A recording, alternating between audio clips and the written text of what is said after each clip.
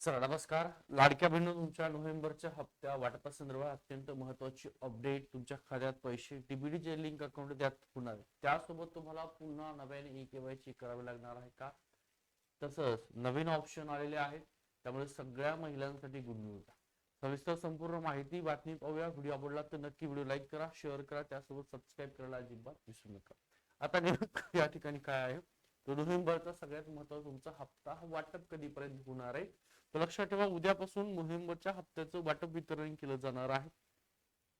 जो काय जी तुम्हाला 2 महिन्याचे पैसे मिळाले, परंतु सध्याच्याला तुम्हाला 1500 रुपये हेच तुमच्या खात्यामध्ये वितरित होणार आहे. नोव्हेंबरचा हप्ता किती रुपये? तर 1500 रुपये. ठीक. हा, कोणकोणत्या महिलांना येणार आहे त्याची सुद्धा माहिती देणार आहे, कारण अनेक महिला या नोव्हेंबरच्या हप्त्यापासून वंचित राहणारे, अपात्र ठरले जावे. कोणकोणत्या ती सविस्तर पाहूया.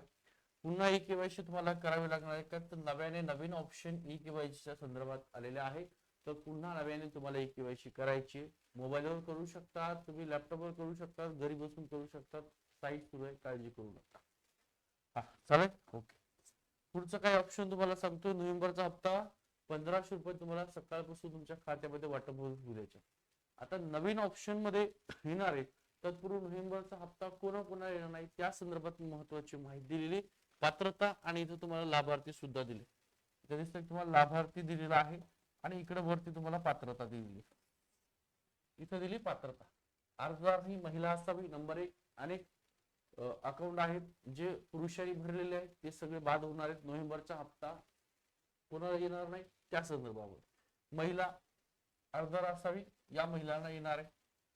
त्याच्यामध्ये जेवढ्या काय आहेत त्याच महिलांना पैसे वितरित होणार आहे. त्यानंतर आता महाराष्ट्र राज्याचा रहिवासी असावा. ज्या महिलांनी फॉर्म भरलाय ती महाराष्ट्राची अधिकृतपणे रहिवासी असावी. ओके. त्यानंतर वय वर्ष 21 ते 65 मध्ये असावे. अनेक महिला आहेत ज्यांचं वय वर्ष 65 संपलेलं आहे. वय वर्ष 65 पूर्ण झाले. 65 वर्ष 1 दिवस, 15 दिवस, 2 दिवस, 10 दिवस, म्हणजे 65 वर्ष पूर्ण संपलेला आहे. त्या महिलांना सुद्धा नोव्हेंबरचा हप्ता येणार नाही. त्यानंतर बँक खाता आधार लिंक नसेल तरीही तुम्हाला त्या ठिकाणी नोव्हेंबरचा हप्ता येणार नाहीये. अर्जदाराच्या कुटुंबाचं वार्षिक उत्पन्न हे 2.5 लाख रुपयापेक्षा जास्त असेल तरीही पैसे येणार नाही. 2.5 लाख रुपयापेक्षा कमी असेल तर पैसे येतील. बघा, आउटसोर्स केलेले कर्मचारी, स्वयंसेवी संस्थांचे कर्मचारी आणि ज्यांचं उत्पन्न हे 2.5 लाख रुपयापेक्षा, बघा 2.5 लाख रुपयापर्यंत आहे, म्हणजे 2.5 लाख रुपयापेक्षा जास्त नाहीये, 2.5 लाख रुपयापर्यंत आहे, असे कॉन्ट्रॅक्ट बेसवर जे काही कर्मचारी आहेत तर ते सुद्धा लाडक्या बहिणीला पात्र. तर 2.5 लाख रुपयापेक्षा जास्त त्यांचं उत्पन्न असेल तर त्यांना पैसे त्या ठिकाणी लाडक्या बहिणीचे येणार नाही. अर्जदार खालीलपर्यंत कुठलाही एक असावा. ठीक आहे. आता अर्ज केलाय तुम्ही तर तुमचं रेशन कार्ड जे आहे, पिवळं रेशन कार्ड किंवा केशरी रंगाचं रेशन कार्ड, 2 रेशन कार्ड धरून चला.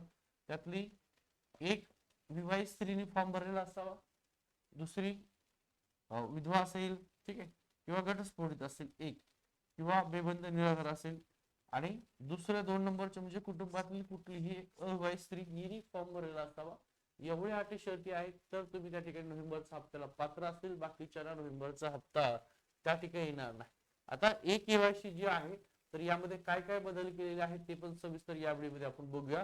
तुम्ही जर पाहिलं असेल तर बघा, नवीन ऑप्शन आलेले आहेत. पुन्हा तुम्हाला एक केवायसी करावी लागणार. नवीन अपडेट आलेली आहे. तुम्ही वेबसाईटवर गेला की या टाईपचं तुम्हाला इमेज दिसते.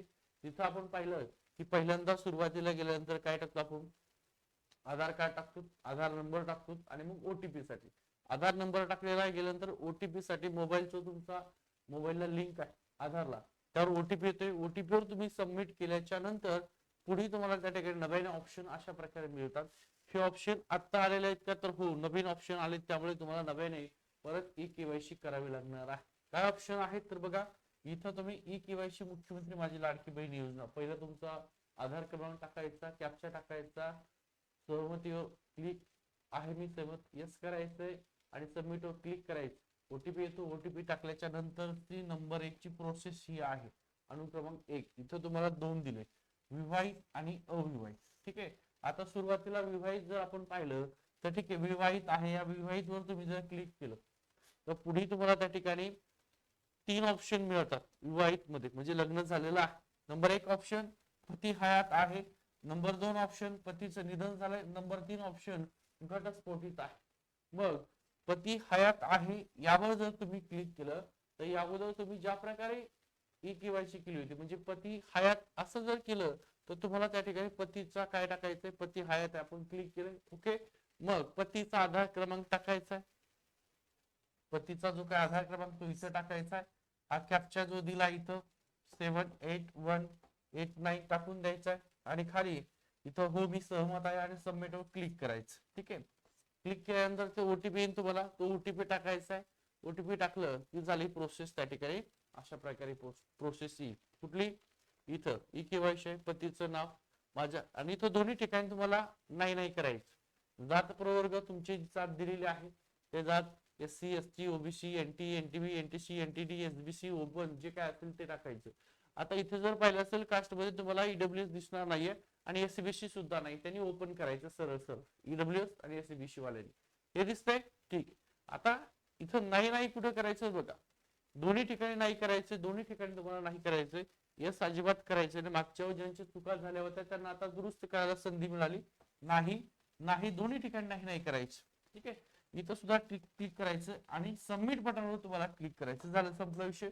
तुमच्या समोर तुमची ई केवायसी पडताळणी यशस्वीरित्या पूर्ण झाली असा मेसेज. आता मुद्दा हा आहे की बघा आपण पाहिलेला आहे पती हयात होता याची ई केवायसी. आता दोन ऑप्शन राहिलेले आहेत. कुठले? एक म्हणजे पतीचं निधन झालंय आणि दुसरं म्हणजे घटस्फोटित महिला आहे. आता या महिलांचा प्रॉब्लेम होता, या महिलांचा प्रॉब्लेम सुद्धा सॉल्व्ह झालाय. आता समजा आपण पतीचं निधन झालं किंवा घटस्फोटित क्लिक केलं, कशावर मी क्लिक करा, दोघांची एकच केवायसी. ओके, चला या 2 नंबरच्या ऑप्शन आपण क्लिक केलेलं आहे. पुढे तुम्हाला या प्रकारचे ऑप्शन दिसतात. काय? पतीचं नाव इथं लिहिलंय, जात प्रवर्ग कुठली जात आहे ती जात निवडायची. ओके, त्यानंतर माझ्या कुटुंबातील सदस्य नियमित किंवा कायम कर्मचारी म्हणून सरकारी विभाग किंवा उपक्रम किंवा मंडळ किंवा भारत सरकार किंवा राज्य सरकारच्या स्थानिक संस्थेमध्ये कार्यरत नाही, इथं नाहीला क्लिक करायचं, टिक मार्क करायचं. ओके, त्यानंतर इकडं माझ्या कुटुंबातील सदस्य नियमित सेम इथं पण नाहीला क्लिक करायचं. ओके, झालं. खाली काय दिलं बघा, सगळ्यात महत्वाचं आहे, माझे पती हयात नसून पतीचा मृत्यू दाखल्याची सत्यप्रत संबंधित जवळच्या अंगणवाडी सेविका यांच्याकडे 31/12/2000 पर्यंत जमा करेन. इथं क्लिक करायचं. कोणासाठी आहे? पती ज्यांचा वारला त्यांच्यासाठी. खालचा ऑप्शन हे काय बघा, माझे पती हयात नसून किंवा पतीचा मृत्यू झालेला आहे, दोन्हीसाठी आहे.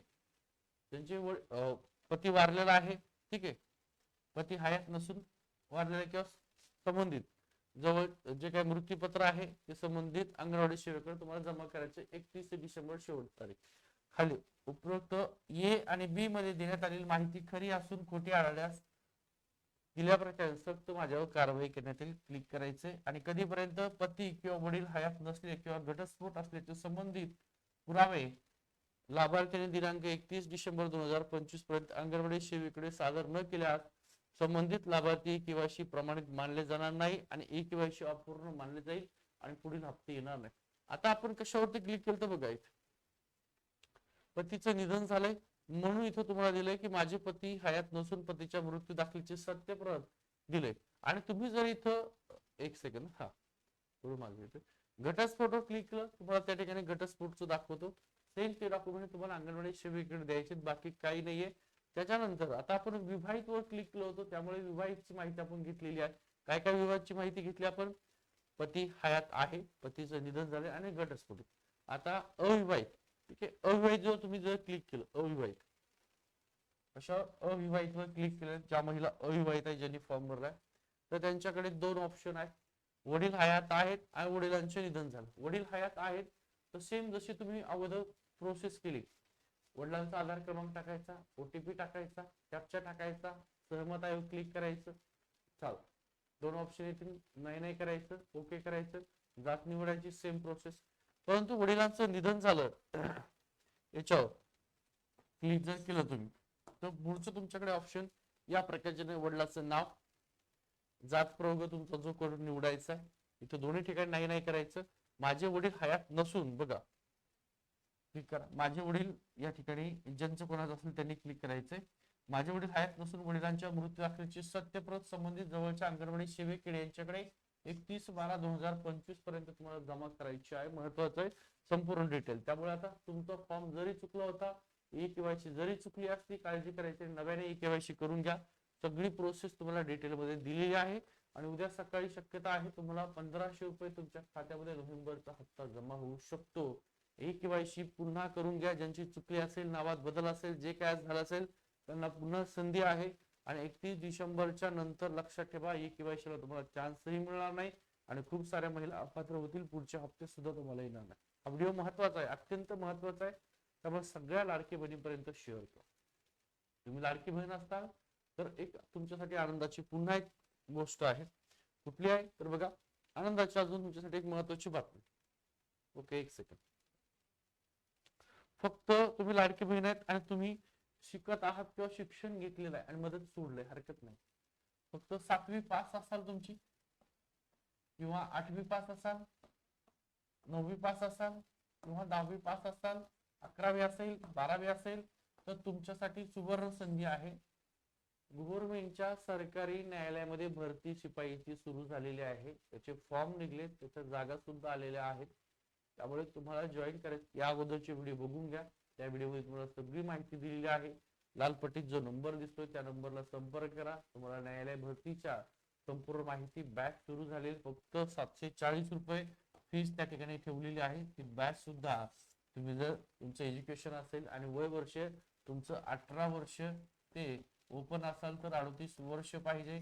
कास्ट मध्ये असाल तर 18 ते 43 वर्षापर्यंत तुम्हाला फॉर्म भरता येतो. ठीक आहे.